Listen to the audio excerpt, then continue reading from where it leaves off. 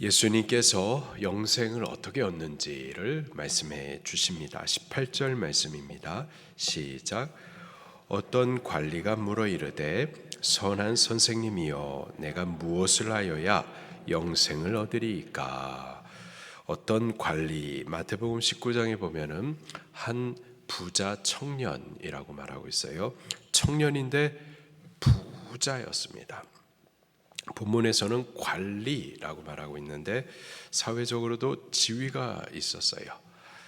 성공한 사람이고 또 성실했던 사람이었었습니다. 그가 예수님을 찾아와 가지고 선한 선생님이라고 부르면서 영생을 어떻게 얻는지를 여쭙습니다. 선한 선생님, 도덕적 행위에 있어서는 가장 뛰어난 분이라고 하는 칭찬, 크게 높여드리는 존칭, 그렇게 예의도 바랐어요. 그러면서 예수님께 영생을 어떻게 얻을 수 있습니까? 무엇을 하여야 얻을 수 있습니까? 이 청년은 돈도 있고 사회적인 지위도 있고 나름대로 이 땅에서는 성공을 했었는데 땅의 가치만 본 것이 아니라 영생에 대한 관심과 또 사모함도 있었던 거죠. 참 괜찮은 청년이에요.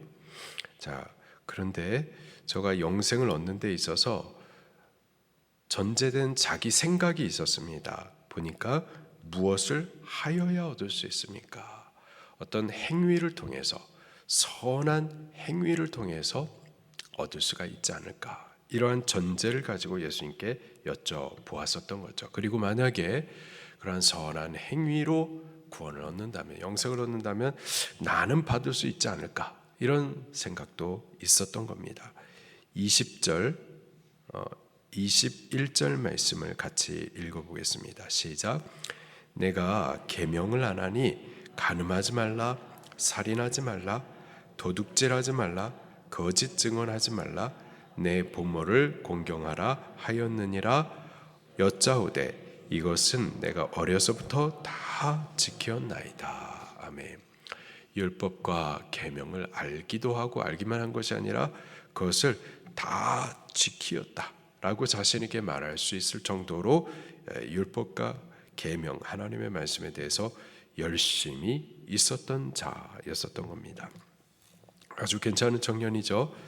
예수님께서도 마가복음 본문에 보니까는 이 청년의 이러한 대답을 보시고 사랑하셨다 이렇게 기록을 하고 있어요. 자, 그런데 행위를 보자면은 누구보다도 성실하고 또 완전하고 선한 자인데 그에 대해서 예수님께서 영생을 얻기에는 부족하다라고 말씀을 하십니다. 22절 시작. 예수께서 이 말을 들으시고 이르시되 내가 아직도 한 가지 부족한 것이 있으니 내게 있는 것을 다 팔아 가난한 자들에게 나눠주라.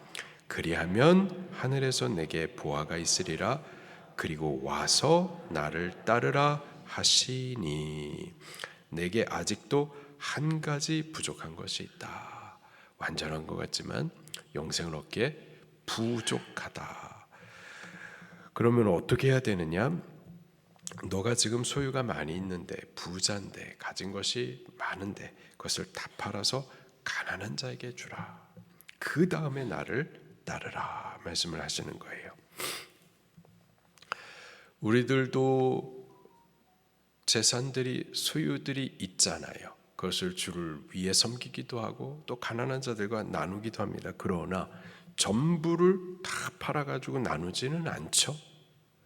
예수님께서 말씀하시기를 그거 다 팔아서 가난한 자에게 나눠준 다음에 나를 따르라 말씀하십니다. 천국은 이렇게 가는 건가요?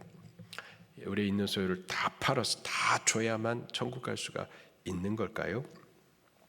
아브라함을 보면은 하나님께서 그에게 많은 소유와 재산을 주셨어요. 이삭도 야곱도 마찬가지였고 욥도 큰 부자였었습니다. 욥은 큰 시험을 당했었는데 그 시험을 통과한 이후에는 갑절로 더 많이 주셨어요. 신약시대에 아리마대 사람 요셉도 큰 부자였었습니다. 근데 그들에게는 하나님께서 너희들의 소유를 다 팔아서 가난한 자에게 나누고 그 다음에 나를 따르라, 이런 말씀은 안 하셨습니다. 오히려 하나님께서 그들에게 더욱 베풀어 주셨죠. 많은 소유, 재산을 가지고서 주님을 섬기면서 주님을 따르도록 그들에게는 허락하셨습니다. 우리가 가진 재산을 다 팔아야만 천국 가는 것은 아니에요. 그러나 어떤 사람에게는 반드시 먼저 내려놔야 할 것들이 분명히 있습니다. 여기 부자 청년의 경우에 있어서는 반드시 내려놔야만 했었을 거였었어요. 다른 사람들, 아브라함, 이삭, 야곱이나 욥, 또는 아리마대 사람 요셉이나, 그들은 많은 재산을 갖고 있었지만 그 재산이 그들에게 하나님은 아니었었어요. 그들의 주님은 여호와였었고요. 그리고 저들이 갖고 있는 재산, 하나님께서 맡겨주신 소유들, 그것은 다 주를 위하는 도구로 저들이 가지고서 주님을 섬기기도 했고, 또 주님께서 요구하시면 언제든지 팔 수 있는 자들이었었다고요. 그러나 본문의 부자 청년에게 있어서는 돈이 곧 하나님이었었던 거예요. 하나님보다 돈이 더 중요한 위치에 있었고 더 앞선 가치였었던 겁니다. 예수님께서는 그것을 정확히 아셨고 그것을 먼저 내려놓은 다음에 그 다음에 나를 따르라 말씀을 하셨었던 거죠. 그 말을 들었었을 때 부자 청년이 심히 근심합니다. 23절 시작. 그 사람이 큰 부자이므로 이 말씀을 듣고 심히 근심하더니, 근심했어요. 여기선 근심하다라고 끝났는데 근심하고 예수님을 떠났습니다. 결국은 하나님이냐, 영생이냐, 구원이냐, 이것에 대한 관심도 있었고 이것의 존귀함도 알았었어요. 우리들도 다 천국에 대해서 존귀함을 알잖아요. 천국 꼭 가야 되잖아요. 구원 존귀하게 생각합니다. 그런데 돈이 더 먼저였던 거예요. 돈이 더 큰 가치였던 거예요. 돈도 가져야 되겠고 구원도 받아야 되겠고 이 땅에서의 가치들도 있고 영광들도 있고 아름다운 것들도 있고 내가 소유하고자 하는 추구하는 것들도 있는데 천국도 우리 다 바란단 말이에요. 근데 뭐가 더 앞선 가치냐, 더 큰 가치냐, 더 중요한 위치에 있는 것이냐 했었을 때 부자 청년에게 있어서는 돈이 먼저 했었던 거고 더 큰 가치였었던 거죠. 그리고 결국 나도 천국을 사모하고 믿는 것 같고 구원에 대해서 가치 있는 것 같은데, 근데요 결국 돈이 먼저인 사람은 결국은 돈을 위해서 하나님 버리게 되어 있는 거예요. 결국은. 예수님께서 이렇게 말씀하십니다. 24절, 25절 시작. 예수께서 그를 보시고 이르시되 재물이 있는 자는 하나님 나라에 들어가기가 얼마나 어려운지, 낙타가 바늘귀로 들어가는 것이 부자가 하나님의 나라에 들어가는 것보다 쉬우니라. 아멘. 재물 있는 자, 부자, 이거 자체가 절대 죄 아닙니다. 오히려 하나님께서 복으로 주실 때, 복 주실 때 재물도 뒤따라 오는 거예요. 여기서 말하는 재물 있는 자, 부자란 하나님보다 재물이 더 먼저 된 자, 영생보다 이 땅에 부자 되는 것을 더 크게 여기는 자를 말하는 겁니다. 그들에게 있어서는 하나님 나라가 들어가기가 얼마나 어려운지, 낙타가 바늘귀로 들어가는 것보다 더 어렵다, 이 말은 불가능하다라는 뜻이에요.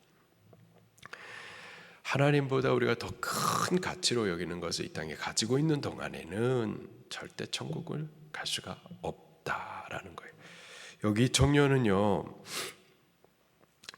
부자이기도 하고 성실해서 사회적으로도 성공했었고 또 어려서부터 하나님의 율법과 계명도 최선을 향해서 다 지켰는데 누가 보더라도 그의 행위에 있어서는 이보다 더 선할 수는 없을 것 같은데, 근데 예수님의 말씀이 부족하다, 못 들어간다 라고 말하니 듣는 사람들이 다 놀랬습니다. 26절 시작. 듣는 자들이 이르되 그런즉 누가 구원을 얻을 수 있나이까. 아니 이런 청년이 영생을 못 받는다면, 이런 청년이 천국을 못 간다면 그러면 누가 천국에 갈 수가 있겠습니까? 예수님의 말씀은 못 간다 인 거예요. 27절입니다. 시작. 이르시되 무릇 사람이 할 수 없는 것을 하나님은 하실 수 있느니라. 아멘. 여기 부자 청년은 사람이 행할 수 있는 최선의 선을 행할 수 있는 모델이라고 보면 되겠습니다. 근데 그도 할 수 없는 것이 영생, 구원. 구원은 절대 사람의 행위로, 선으로, 사람의 의로는 들어갈 수가 없습니다. 사람으로는 할 수가 없는 거예요. 사람이 아무리 노력한다고 해도, 아무리 수고하고 애쓰고 동굴 들어가고 무릎으로 계단을 올라가는 듯 고행을 행하고 뭘 해도 사람으로서는 구원을 얻지 못합니다. 부족해요. 사람의 행위로는. 그러나 사람이 할 수 없는 그것을 누가 하신다고요? 하나님은 하실 수 있느니라. 구원은 오직 하나님께서 주시는 겁니다. 사람이 할 수 없는 그것을 오직 하나님 한 분만 하실 수가 있어요. 하나님만이 우리에게 영생을 구원을 주실 수가 있습니다. 하나님께서 은혜 주시면 그러면 영생을 은혜로 얻을 수가 있는 거예요. 삭개오도 부자였었죠. 저는 세리장이었습니다. 물질에 대해서 탐욕이 강했던 자였었어요.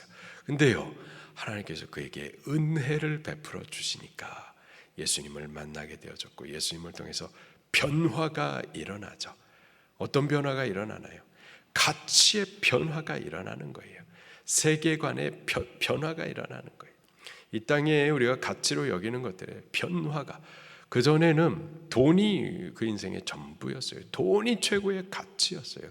돈을 위해서 하나님의 이름도 팔아먹고 교회도 버리고 돈을 위해서 믿음 얼마든지 버릴 수 있는 자가 삭개오였었다고요. 근데 하나님께서 그에게 은혜를 주시니까 예수님 안에서 가치의 변화가 일어나더니 저가 고백하기를 내가 가난한 자들의 내 재산의 반을 나누어 주겠습니다. 내 토색한 것들이 있으면 네 배에 다 갚아 주겠습니다. 그 계산하면은요 적자입니다. 가치의 변화가 일어나는 거예요. 예수님을 믿는 자, 천국 누가 가나요?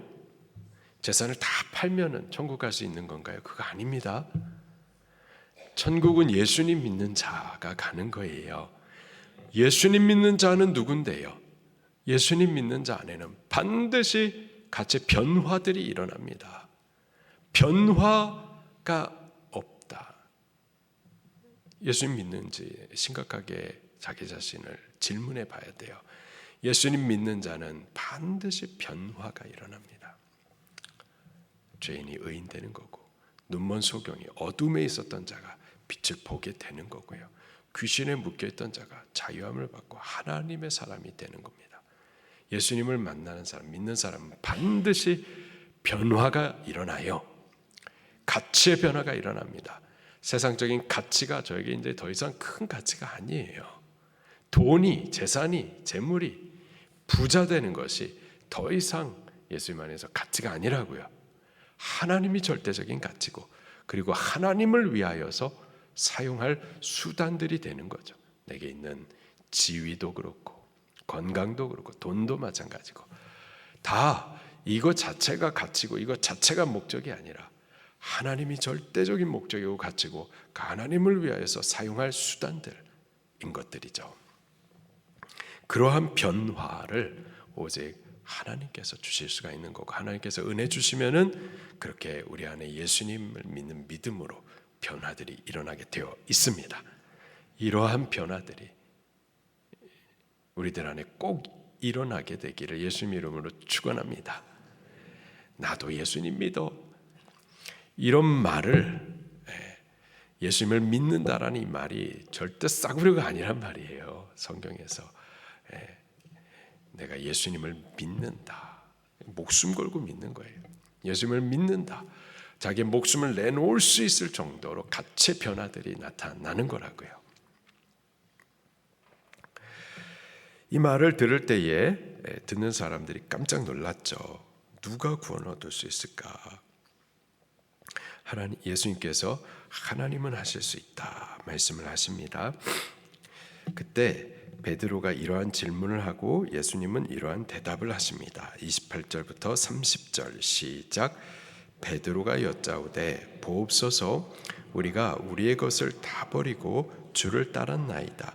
이르시되 내가 진실로 너에게 이르노니 하나님 나라를 위하여 집이나 아내나 형제나 부모나 자녀를 버린 자는 현세에 여러 배를 받고 내세 영생을 받지 못할 자가 없느니라 하시니라. 아멘.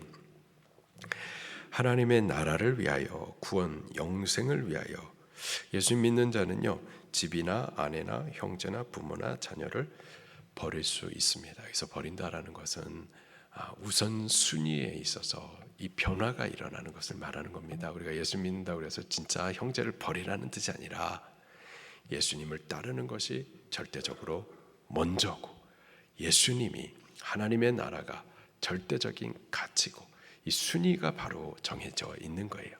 예수님을 믿게 되면 그렇게 되어 있습니다. 예수님을 위하여, 하나님 나라를 위하여서, 영생과 구원을 위하여서 이렇게 순위가 바르게 세워지는 자는 어떻게 되느냐? 30절에 현세에서도 여러 배를 받고 또 내세에서는 영생을 받지 못할 자가 없느니라. 영생을 얻게 되는 겁니다. 영생을 얻고 또 이 땅에서도, 현세에서도 여러 배를 받게 되는 거예요. 마가복음 본문에 보면은 핍박을 겸하여서 받을 것이다 라고 말씀을 하십니다. 예수님을 믿게 되면, 영생을 바라보게 되면 이 땅의 가치에 대해서도요 묶이지 않거니와 핍박에 대해서도 묶이지 않습니다. 기꺼이 핍박을 받기까지 주를 위할 수도 있게 되는 거예요. 할렐루야. 베드로가 묻죠. 예수님, 우리가 우리의 것을 다 버리고 주님을 따랐습니다. 우리는 손해보는 것 아닙니까? 절대 주님을 따른다라는 것이 손해가 아니다라는 말씀인 거예요. 영생을 얻고 현세에서도 여러 배, 마가복음에서는 100배라고 말하고 있습니다. 비교할 수 없이 더 큰 가치들을 얻는 거예요. 절대 우리가 예수님을 믿고 영생을 위하여서 믿음 생활하고 또 계명을 순종하여 살다가 손해 보는 것들, 그 절대 손해 아닙니다. 손해 아니고 주를 위해서 투자하는 거예요. 우리는 아주 작은 씨를 심지만 하나님 앞에서는 비교할 수 없이 더 큰 것들을 얻게 되는 겁니다. 예수님 믿는 것은, 이것은 수지 맞는 일인 거예요. 예수님 믿는 것은 복입니다. 영생입니다. 이러한 복, 이러한 은혜를 우리가 꼭 받을 수 있게 되기를, 하나님의 은혜를 받게 되기를, 예수님 믿는 믿음 안에서 가치의 변화들이 일어나기를 예수님 이름으로 축원합니다. 말씀 붙들고 통성으로 기도하시겠습니다.